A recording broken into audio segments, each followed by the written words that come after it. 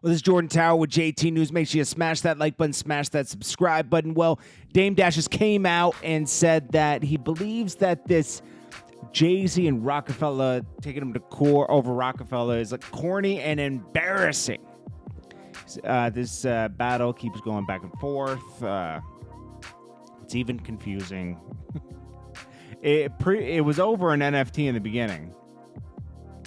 Then Dash said he wants $1 million for Jay-Z transferring streaming rights from Rockefeller to S. Carter Enterprises and not getting authorization. I think Dame Dash has a right to sell his 1/3 and has a right to right to have a say-so in where the album is streamed.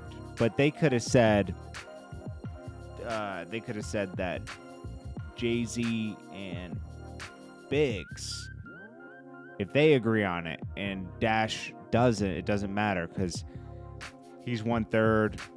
They each have 1/3. If 2/3 agree, it's going to go to where it goes. Is he getting the money from it is the question. But Dash went on to say, from my perspective, it feels like this was all done to devalue this asset. I just don't understand why. What's odd is that they know I was only trying to sell my 1/3, but they're trying to say I was trying to sell the whole thing. But we all know that's not the case. So why do you keep saying it? The question is, why is this such a big deal? Why is everyone so scared of me selling my 1/3? Honestly, I just think the whole thing's corny. If there's an issue, just call me.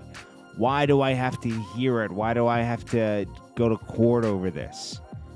Biggs, Jay, call me and tell me what the play is. But if you swing on me, I'm gonna swing back. He's right. There's nothing wrong with that. And then he says, let's see, why doesn't he think that Jay-Z spoke to him personally? That was asked. And he says, no idea, but it's corny and I think it's embarrassing. And now I'm in a fight that I don't want to be in when I'm doing other stuff. All I want to do was sell my interest and do what I got to do. Instead, I got to be called a liar. I got to have some Jay-Z's attorney calling me a thief and all this other stuff, you know, and he's right about that, man. He's right. It's getting dragged out when they need to just hash it out in a room, you know? Next up.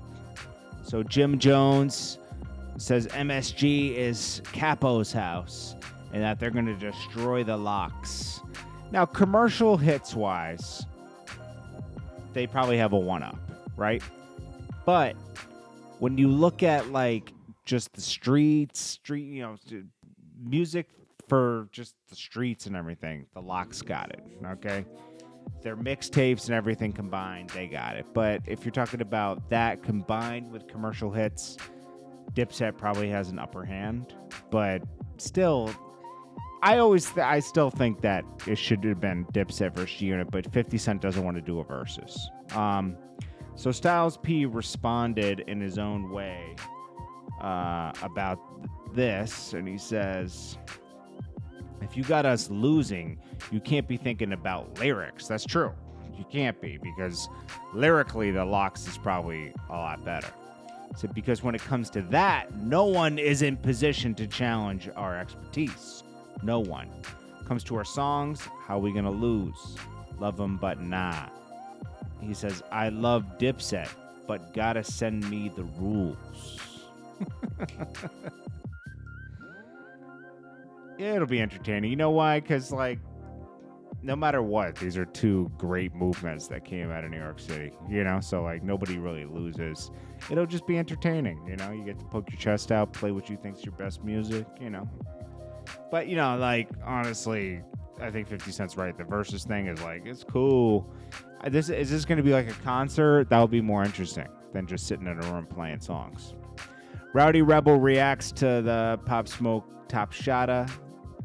Original Top Shotta featuring Ellie Ross. He says, shaking my head, I don't understand why my boy is on this track.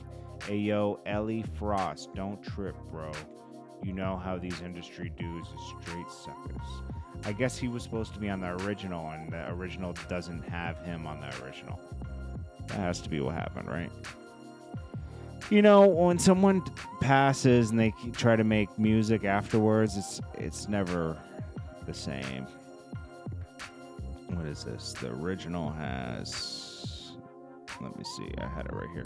Oh, yeah. It's the Neptunes featuring Pusha. Wow. Oh, gosh. Yeah, they just do what they want. Then we got Soulja Boy. He loses against that. Well, not really. I mean, he doesn't lose. The accusers granted a restraining order against Soulja Boy. Someone's accusing him of... let's see. It's that... I think this is the girl that claims she worked as his personal assistant and claims everything began where, like, things were evolving into a relationship, and Soulja Boy was taking advantage of her for 2 years. I don't know about that. It sounds like more... I might be honest. It just sounds more like, you know, things didn't end so well, and Soulja Boy's getting dragged through. But still, you gotta have respect for people. This is what happens when things don't end well and you disrespect somebody. They come back with a vengeance. Was he wrong? Possibly. Who knows? You know? It's just like, I don't think someone would stay for 2 years being someone's assistant unless she was living there. I don't know. Who knows, man? Only they know the truth. We don't know the truth. Anything else today? That's it. I appreciate you guys. This is Jordan Tower with JT News, and I will check you guys in the next one. Thank you so much.